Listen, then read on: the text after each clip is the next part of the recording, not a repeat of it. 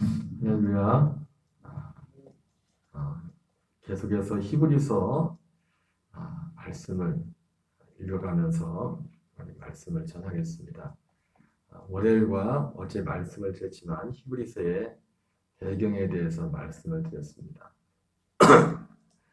히브리서는 다른 성경도 그렇지만 특별히 하나님의 아들 예수 그리스도가 어떠한 분이신가에 대해서 세밀하게 더 분명하게 말씀하고 계십니다.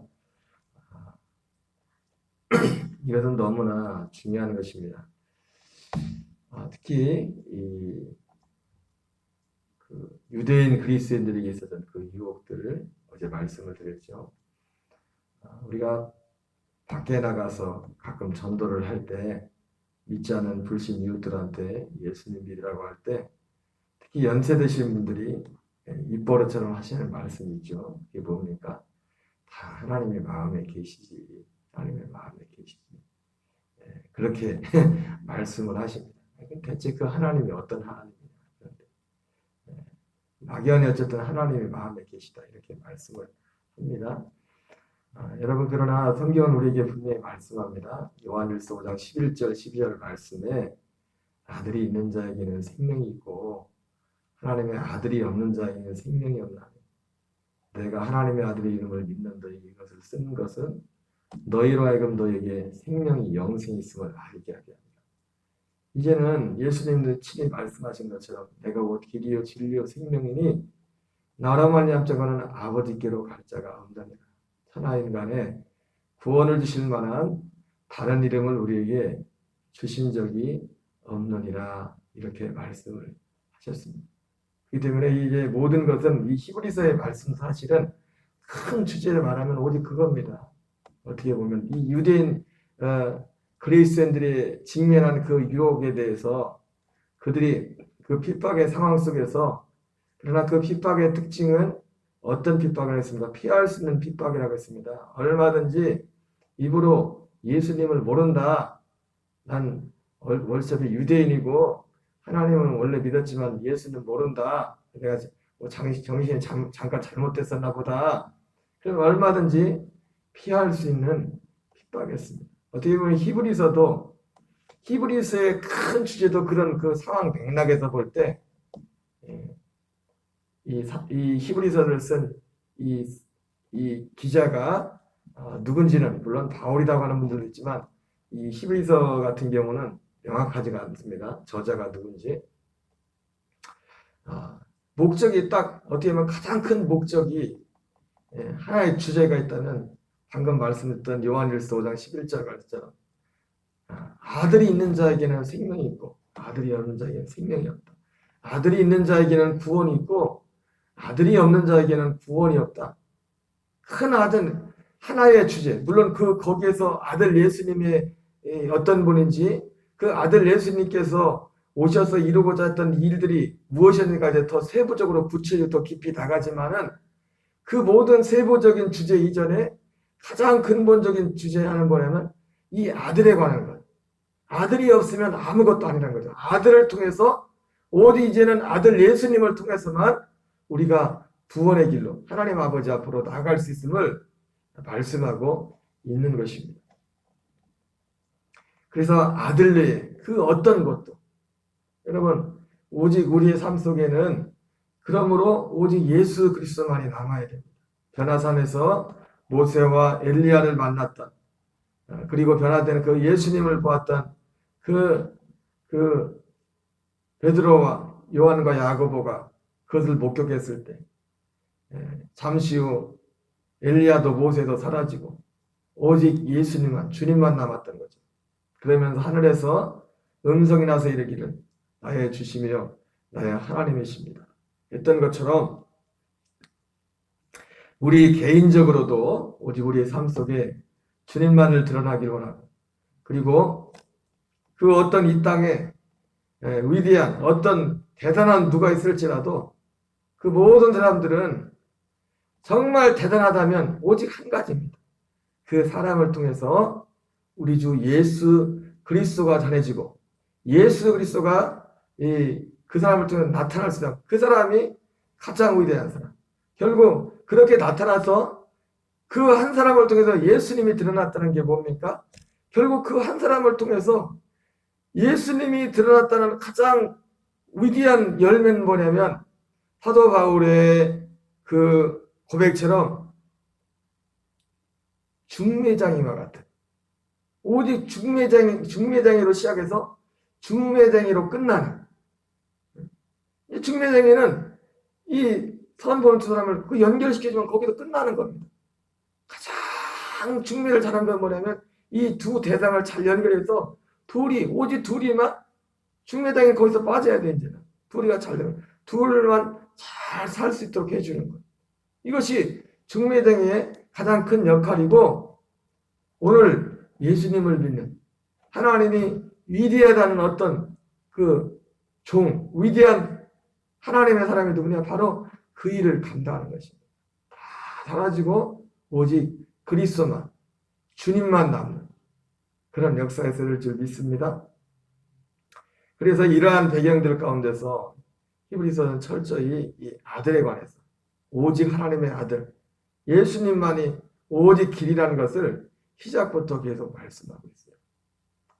여러분, 요한계시록 같은 경우도 어제 요한계시록도 잠시 말씀드렸지만은, 계시록에서도 그들에게 있어서 가장 큰, 그들에게 있어서 죽느냐 사느냐, 도미티안 황제 때 있었던 그 핍박에서 죽느냐 사느냐, 얼마든지 그것도 피할 수 있는 선택이라겠죠. 핍박이라고 했죠. 물론 도미티안 황제 때 그 핍박은 제국 전체인 것이고, 네로 황제 때 핍박은 그 로마 시내에 거의 국한된 핍박이었지만은, 박해였었지만은,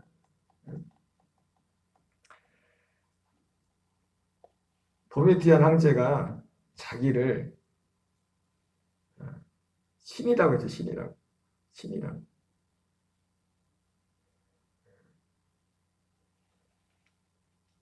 그러니까 82년도에 황제가 되고 나서 했던 몇 가지 일들 중에 하나가 뭐냐면 그리스 로마 신들을 복권하는 거였어요. 근데 그게 이제 황제가 된 지 얼마 안 됐고, 여러 가지 아직 이 권력을 완전히 장악하기 전에 가지고 그렇게 효과적이지를 못했습니다. 특별히 어떤 한 부류가 그거는 절대로 안 된다고 반대했던 부류가 있는데 바로 그리스인들이었어요. 사실은 그때부터 그리스인들은 이 도미티안 황제의 눈에 찍힌 겁니다. 그런데 자기가 어느 정도 힘을 얻을 때까지 그 기다리고 10년이라는 시간이 지나서 결국 이 로마의 모든 이 권력을 완전히 장악하고 나서 사람이 자기를 신이라고 했다고 했죠. 하나님이라고. 그래서 그를 유일하게 또 반대한 사람들이 그리스인들이었고, 그리스인들을 박해하기 시작. 이런 엄청난 무서운 그 박해 기간이었습니다.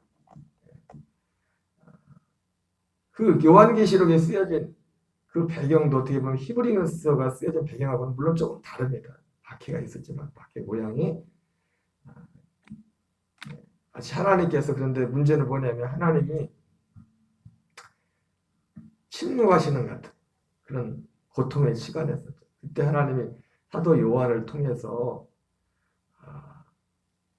그 고난당하는 그리스인들에게 편지를 써서 보내면서, 계시록은 1차적으로 편지입니다. 그래서 이 편지를 쓸 때는 어떤 구체적인 상황 때문에 편지를 쓴단 말이에요. 그래서 앞으로 되어질 일들에 대한 이야기이기도 하지만 계시록은 많은 부분이 그때 당시 현재 고난 가운데 있는 그리스인들에게 보내진 편지예요. 우리가 이것을 놓치면 안 돼. 그리고 거기서 하고자 하는 말씀은 딱 한 가지였어요. 여러분, 도미티안이 그가 10년 지나서 아까 말씀드린 것처럼 자기를 신이라고 선포하면서, 그래서 로마는 신이 다스리는 나라가 됐어요. 그때부터는 이제 도미티안을 황제라고 부르면 안 돼요. 신이기 때문에. 황제라고 부르는 사람도 잡혀가 죽습니다. 무슨 말인지 아시겠어요? 그 사람은 살아있는 신이 됐기 때문에. 그래서 그를 도미누스 에테우스라고 불러요. 도미누스 에테우스라고 불렀어요. 도미누스는 주님이지, 주님. 예, 테우스는 하나님. 주 우리 하나님. 주 우리. 그러니까 도미티안의 이름이 뭐가 되냐면 주 우리 하나님이 됐어. 주 우리 하나님. 여러분, 다른 사람들은 도미티안을 얼마든지 주 우리 하나님이라고 부르겠죠, 그죠? 그러나 그러니까 그리스도인들조차도 이제 예수가 주 우리 하나님이냐, 도미티안스가 주 우리 하나님이냐, 이걸 선택해야 되는 거예요. 근데 뭐예요? 생명이 걸린 거예요, 생명이. 도미티안을 주 우리 하나님으로 인정하지 않으면 목 잘라 죽는 겁니다. 죽는 거예요, 잡혀서. 처참하게 불에 태워져서 죽고 사자의 입에 찢겨 죽고 그런 고난을 당해야 되는 거예요. 계시록이 그런 배경에서 쓰여진, 그러면서 사도 요한을 통해 하고자 하는 말씀이 계시록도 뭐냐면 예수님이 그분이 주 우리 하나님입니다. 그래서 계시록 19장에 보면 19장 5절 6절에 그 대목이 그대로 나와요. 주 우리 하나님. 주 우리 하나님이라는 게 19장 5절 6절에 바벨론으로 상징된 로마의 멸망을 말하면서 그 대목에 하나님에다 주 우리 하나님, 주 우리 하나님. 그 내용이 뭐냐면 바로 그때 당시에 그 정황을 빗대었어. 그러니까 그 사람들은 그 얘기를 하면 우리는 그냥 계시로 하면 그렇게 생각하지만 그때 당시 그 상황에 있던 사람들은 이 내용이 뭔지를 알죠. 이 내용이 뭔지를. 왜 이 하나님 노래를 하는, 이 말씀을 하는지. 히브리서는 계시록과는 좀 다르지만 그러한 측면에서 어떻게 보면 가장 기본적이고 가장 근본적인 것 같지만 사실 어떻게 보면 전부 하나님 아들에 관한 우리 예수님에 대한 신앙의 고백. 여러분, 우리가 예수님께서 베드로가 주는 그리스도시요 살아계신 하나님의 아들이십니다 라고 고백했던 그 고백 한마디도, 물론 고백 자체로서는, 문장 자체로서는 전혀 더하거나 뺄 것이 없는 완전한 문장이었지만, 그러나 아직 베드로의 자신에게서도 그 고백이 그 자신에게는 온전하지 못했죠. 나중에 예수님을 부인하니까. 그럼에도 불구하고 그 고백 하나가 얼마나 소중한 것인지 성경은 우리에게 말씀해주고 있습니다. 그래서 히브리서에서도 유대인들이 자꾸 예수님 없이, 하나님의 아들 없이, 왜? 그 아들만 없으면 이 고난을 피할 수 있거든. 하나님 믿는 거는 내가 양보하지 않으면서도 예수님만 빼면 이 고난을 피할 수 있거든. 그러나 거기에 대해서 단호하게 그것이 아니라 오직 아들을 통하지 않고는 하나님 아버지께 갈 수 없고 아버지 앞에 설 수 없으면, 그리고 그 어떤 대상도 이 아들 예수 그리스도와 비교할 수 있는 비교의 대상이 될 수 없음을 히브리서는 말씀하고 있어요. 그것이 가장 큰 핵심입니다. 왜? 그 상황이 그렇기 때문에. 물론 오늘 사는 우리에게는 우리가 그런 상황에, 똑같은 상황에 있지 않기 때문에 이 말씀 자체로서, 이 복음 자체로서 히브리서가 온전한 복음에 대해서 말씀하기 때문에 이 복음 자체로서 우리에게 또한 큰 의미가 있는 줄이 있습니다. 어쨌든 히브리서는 그러한 배경에서 계시록과 같이 말씀하고 있음을 말하고 있어요. 우리 같이 한번 읽겠습니다. 읽으면 뭔 내용인지 좀 알죠. 오늘 1장만 읽겠습니다. 시작. 옛적에 선자를 통하여 여러 부분과 여러 모양으로 우리 조상들에게 말씀하신 하나님이 이 모든 날 마지막에는 아들을 통하여 우리에게 말씀하셨으니 이 아들은 만유의 상속자로 세우시고 또 그런 말이나 모든 세계를 지으셨느니라. 예수님이 어떤 분이신가 말씀하시고 있습니다. 3절. 이는 하나님의 영광의 광채시요 그 본체의 형상이시라. 그의 능력의 말씀으로 만물을 붙드시며 죄를 정결하게 하는 일을 하시고 높은 곳에 계신 지극히 크신 이의 우편에 앉으셨느니라.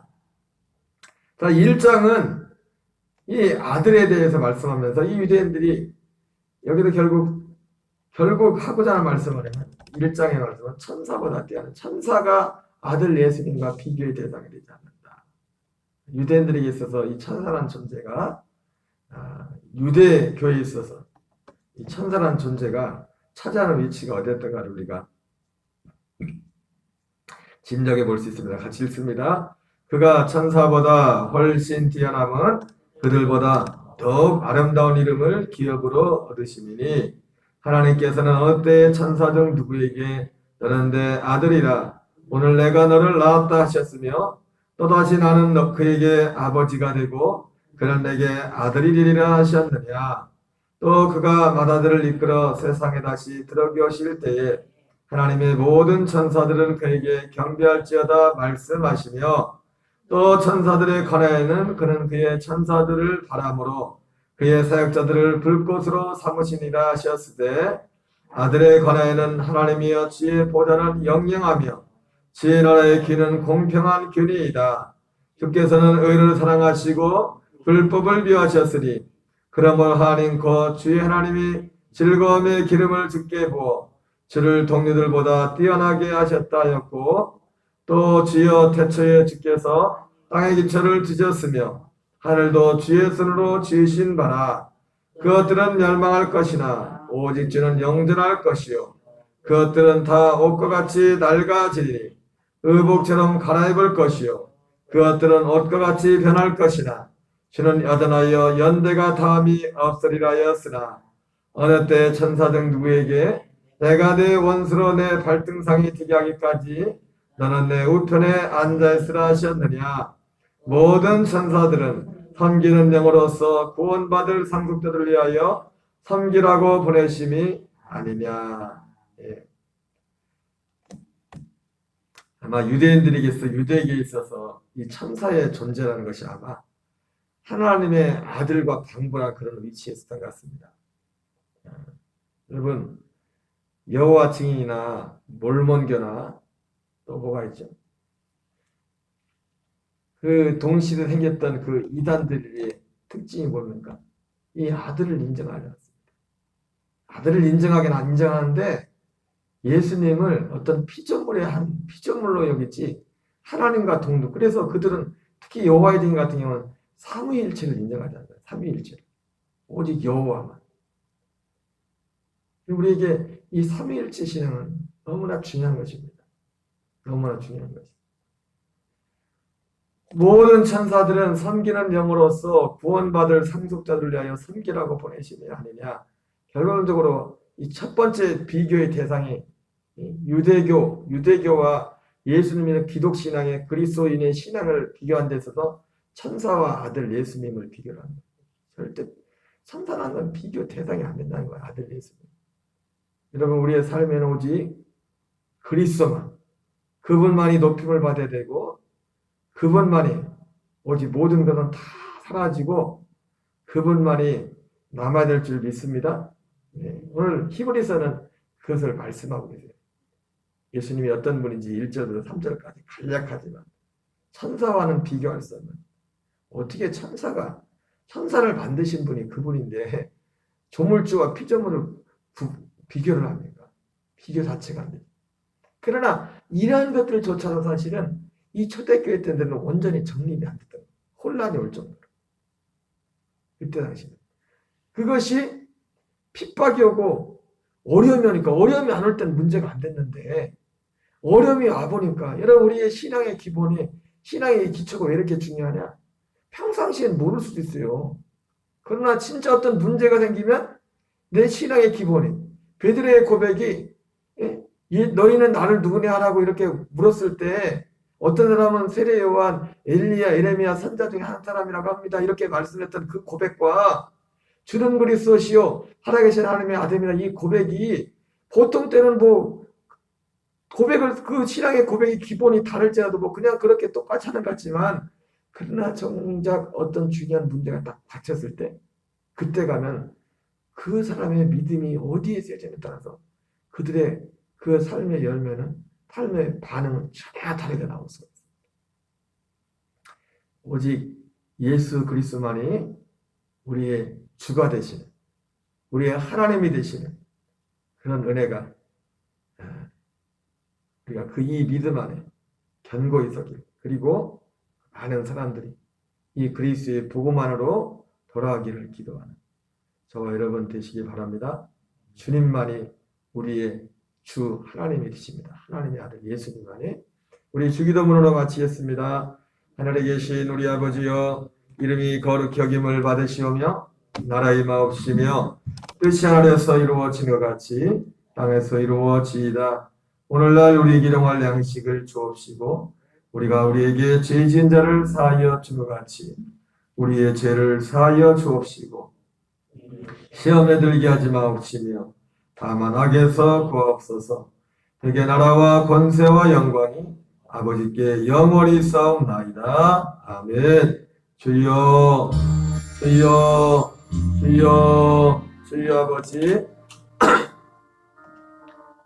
아버지 감사합니다. 아버지 은혜를 주시옵소서. 주여 은혜의 은혜를 다하시는 아버지, 은혜의 은혜를 다하시는 아버지, 율법은 모세로부터 말미암은 것이요 은혜와 진리는 우리 주 예수 그리스도로부터